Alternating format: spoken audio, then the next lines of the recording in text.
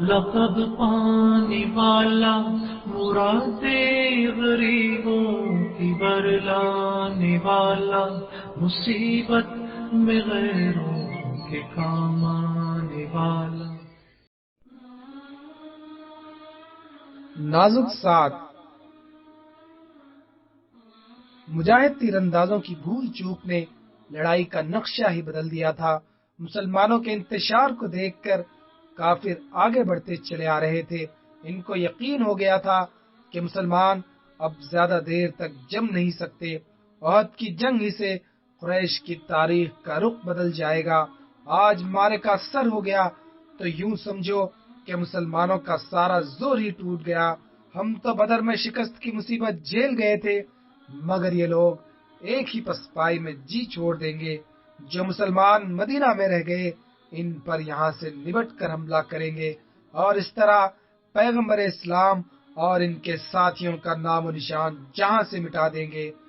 بس وہ وقت قریب ہے کہ صلاح کی پہاڑیاں تکبیروں کی گونج سے ہمیشہ ہمیشہ کے لیے محروم ہو جائیں گی. ابن قمیہ قریش کے لشکر میں پیش تھا. اس نے حضور نبی کریم پر پتھروں کا مے برسا دیا. سورج کی آنکھ یہ درد انگیز اور دل ہلا دینے والا منظر دیکھ کر لہو ٹپکا رہی تھی کہ وہ جس نے دنیا والوں پر رحمتوں کے پھول برسائے، خود اس پر پتھروں کی بارش ہو رہی ہے. سن باری کے اثر سے عارض اقدس لہو سے گگو ہو گئے. پھر اس ناپکار نے بڑھ کر تلوار کا وار کیا.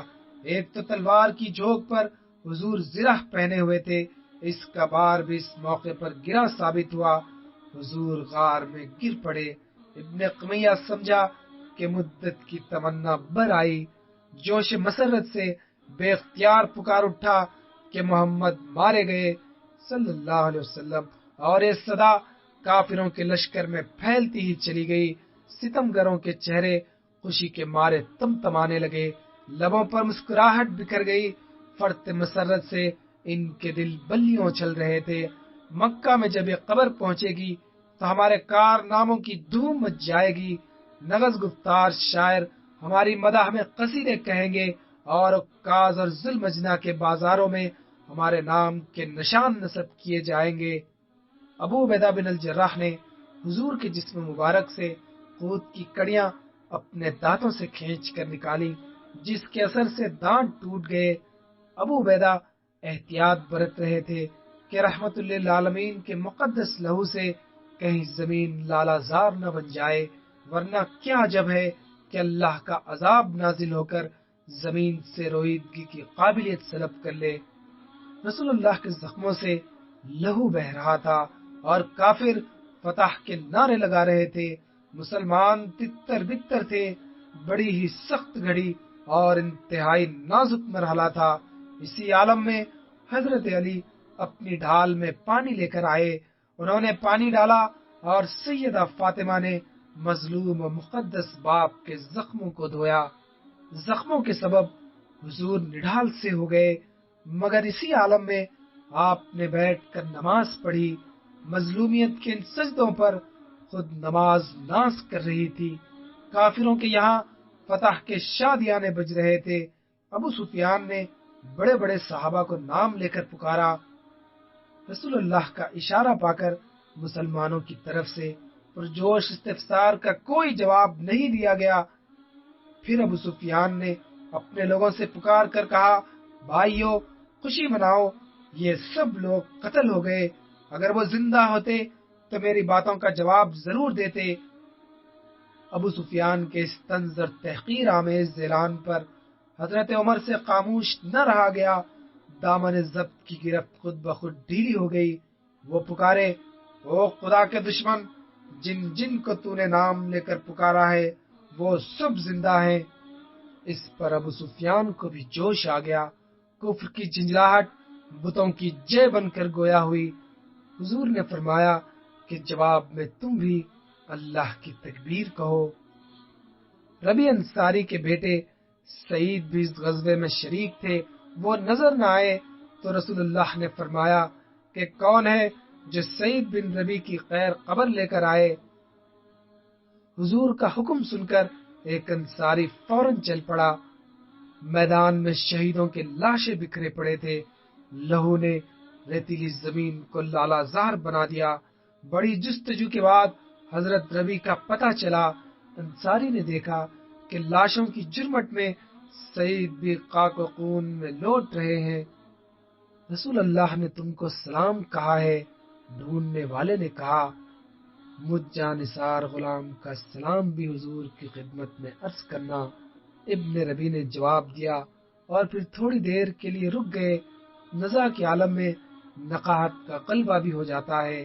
शिद्दत दर्द छुपाने के लिए होठों को दांतों से दबाया और बड़ी मुश्किल से बात पूरी की। बोले, मेरे साथियों और दोस्तों से एक एक करके कहना कि देखो, रसूलुल्लाह की इताअत में कोताही न होने पाए। इताअत रसूल में कमी की तो फिर खुदा के यहाँ तुम्हारी कोई माजरत कबूल न होगी। ये बातें जोश में आकर कहने को तो कह दी, मगर शेरक से लहू की आखिरी बूंदें टपक पड़ी। गरम खून जिसके हर कतरे में खुदा और रसूल की मोहब्बत झलक रही थी, और मोहम्मद सल्लल्लाहु अलैहि वसल्लम का जानिसार गुलाम हमेशा के लिए चैन की नींद सो गया।